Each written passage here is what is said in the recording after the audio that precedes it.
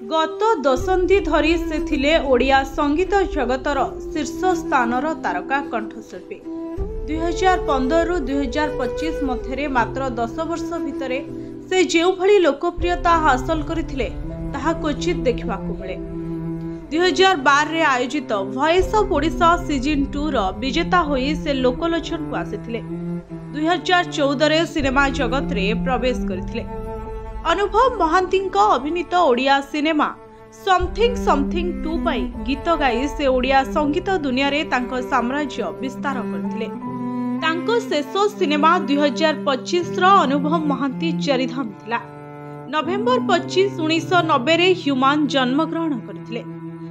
प्राय 15,000 रु अधिक गीत गाइछंती ह्यूमान।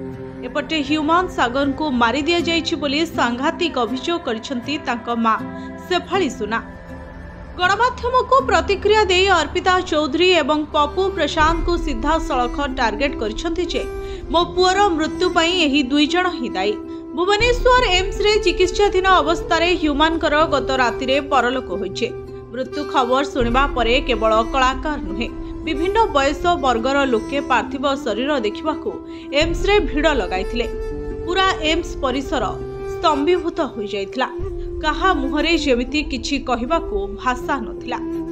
राति प्राय 9:08 मिनिट रे परलोक हेबा परे 11:30 बेलकू एम्स रु कटक बासभवन अभिमुखे जाइथिला मृतदेह।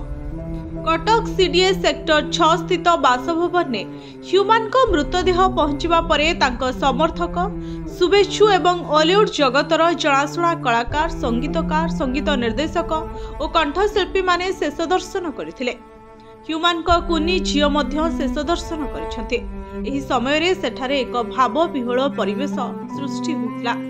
ब्यूरो रिपोर्ट जनता टीवी।